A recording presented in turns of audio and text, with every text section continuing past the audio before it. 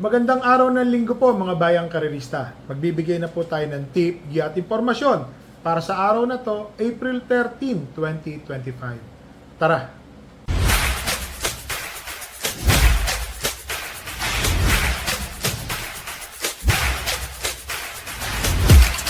So mga bayang karerista, hindi po sinwerte si Hills Magic, tersero lang pong tinapos. Tingin ko talagang may edad na si Kabayo. At maganda naman yung kanyang pinakita, talo talaga. Yun po, talo. So ngayong araw ng linggo, gaganapin ang Road to Triple Crown Stakes Race 2025 Pilracom 4-year-old and above Imported Local Challenge Series 3. Oho, ngayong araw ng linggo po yan. Pakita ko lang po ang ating kopya ngayong araw ng linggo mga bayang karerista. Makapal ang lineup. Makapal. Yun po ang masasabi ko po. Makapal. Ang start time po ng karera ay sa ganap na alas 2:30 ng hapon. Kung di po ako magkamali, 2:30. Race number 1, 3-year-old and above maiden race. Placers, yung mga natitimbang po ito. At yung mga bagong kabayo. First choice, entry number 1, native color. May takbo po itong 1:13.30, 1,200 meters. Dikit-dikit po sila ni Ghost, tas meron pang Badabing. Tersero po itong malapit. Napanood ko po yung sa YouTube. Alam naman natin, yung barrier niyan.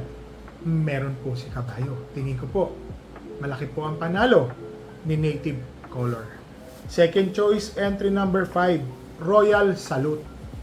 1.29 ang huling tinapos. Huling tinakbo. Chinen po sa 1,400 meters.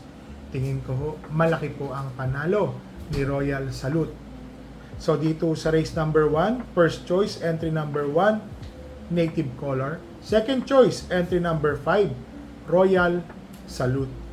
So dito na tayo sa race number 2, rating 6 to 10, 1,400 meters, 13 runners. First choice, entry number 12, Captain Bob.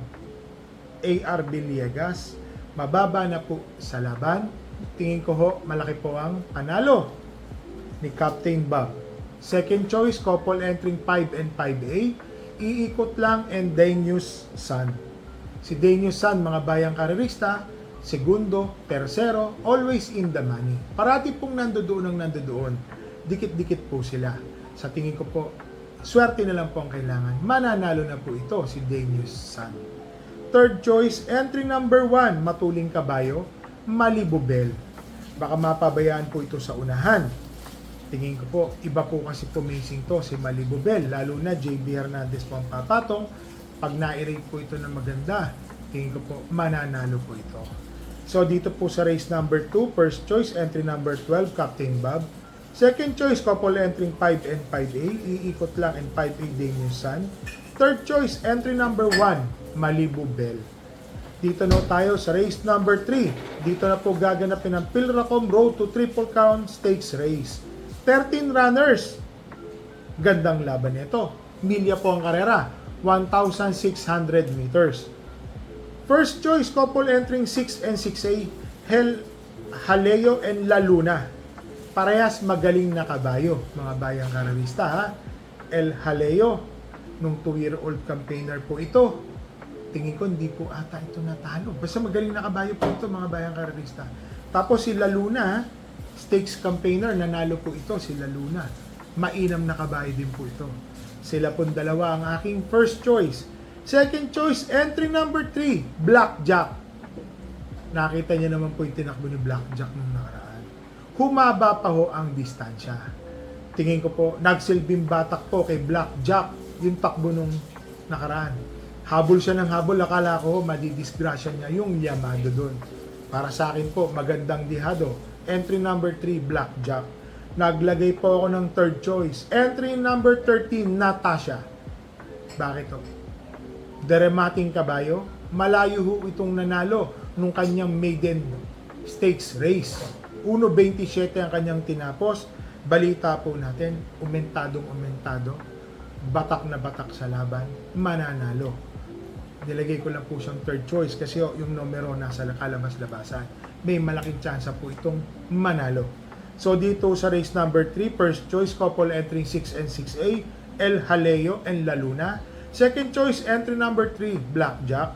Third choice, entry number 13, Natasha. So dito na ho tayo sa race number 4, 2025 4-year-old and above imported local challenge. Series 3 na po ito ha.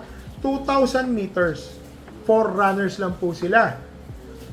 Sosolohin ko na po ito. Entry number 4, Andiamo a Firenze. Jeff Tagulaw Sarate. Sa akin po, ilalagay ko na po ito na 1 for the day. Yan. Ito na po ang 1 for the day natin. Andiamo a Firenze. Bakit to? Eh, siya lang po ang matulin dito. Wala pong iba. Matulin na, magaling pa, mahaba pa ang hininga. Tingin ko po, mananalo po.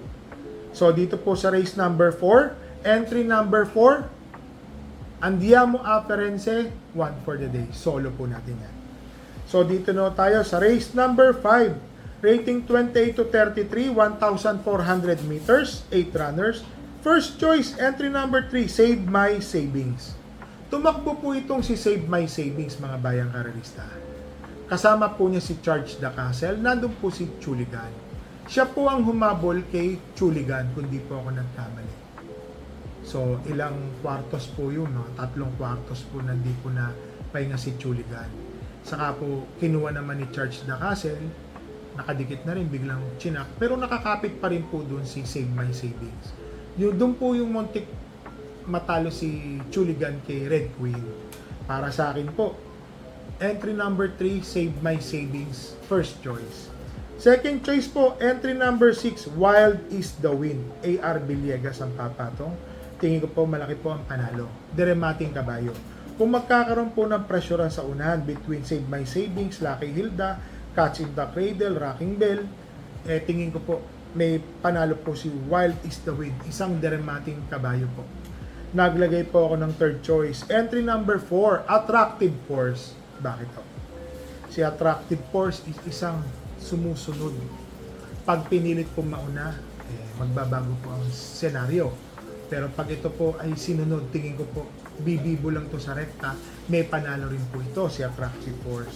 So dito po sa race number 5, first choice, entry number 3, Save My Savings. Second choice, entry number 6, Wild is the Wind. Third choice, entry number 4, Attractive Force. So dito na tayo sa race number 6. Rating 11 to 15 split, 12 runners, 1,400 meters. First choice, entry number 12, Antonio de la Mugis. Bakit to? Parati na po siyang in the money. Yung last 3 runs niya. Nasi segundo, tersero, ganun po kwarto. So para sa akin po, umentado po itong kabayo na to. Tingin ko po malaki po ang panalo, deremating kabayo. Pag nakakalimutan naman isang deremating kabayo, malaki po ang pag-asang manalo ni Antonio de la Mugis. Second choice po natin, entry number 5, She's Royal. Kung mapapansin niyo po si She's Royal, nandoon na po siya ng nandoon. So para sa akin po, malaki po ang panalo nito. Pero pwede po itong mauna, pero pwede pong sumunod ng malapit. So diskarte na lang po, tingin ko may panalo po ito. Third choice, entry number 2, Sting. Baba po sa laban. Tingin ko po, mananalo pa po ito. Nilagay ko lang po siyang third choice kasi 57 kilograms. Alam naman natin, medyo may kabigatan. Pero tingin ko po, malaki rin po ang panalo ni Sting. So dito po sa race number 6, first choice, entry number 12, Antonio de la Mugis. Second choice, entry number 5, She's Royal. Third choice, entry number 2, Sting. So dito na tayo sa race number 7. 14 runners, rating 16 to 21, 1,400 meters. First choice, entry number 7, Amor ni Amor. Galing po ito sa panalo. Tingin ko po, may pag-asa pa hong manalo. Magaling po kasi nakabayo. Kayang sumunod agad sa mga naghabulan sa unahan. Pag rumekta yan kakambyo lang yan mananalo at mananalo. Malaki po ang panalo niyan. Second choice, entry number 9, Stripe of Pink. So rating 16, imported, hindi na po siya makakababa. Hanggang dito lang po ang sagad na babaan ng ating mga imported runners. Tingin ko po malaki po ang panalo ni Stripe of Pink sa laban na to. Third choice, yung galing sa panalo, tingin ko nag-uumento po ito. Entry number 11, Boss Lady. Sama po natin yan. Nung nakaraan, magaling po yung acceleration yan. Ang bilis kumuha ng unahan. Yun lang, medyo sumiksik. Pero tingin ko, makokorekt po yun ng jockey. Tingin ko po, malaki po ang panalo ni Boss Lady. So, dito po sa race number 7, first choice, entry number 7, Amor Mi Amor. Second choice, entry number 9, Stripe of Pink. Third choice, entry number 11, Boss Lady. So, shoutout lang po tayo kay Mr. Epeng ng Makati, Tatabal ng Road 14, Paring Ador at Papa Tuts OTB ng Malate, Batang Malate na si Joseph Tawasil. So, shoutout din po natin kay Mr. Reynaldo Kasuga, Mamerto Rodriguez, Api King Pakis, at ito po sa mga OTBs na napapasyalan natin. Ada OTB, RT OTB, Stanley OTB, Budal Fight OTB, dyan po nangangarera yung kaibigan at kumpare natin si Boss Kalay Datu. Si Mr. Bonjing OTB, dyan po yan sa May Fortune, dito po sa Valenzuela. Riders OTB sa May Buendia, yan po, mga magandang pasyalan, makikita po yan sa Waze, maganda pong mapuntahan. So mga bayang karerista, parati ko po sa inyong sinasabi. Bet small, win big, bet big, lose big. Sa sobrang init, dala po tayo ng tubig na mainom at payong. Mahirap pong matsambahan ng heat stroke. So mga bayang karerista, happy racing and stay safe po sa inyo lahat.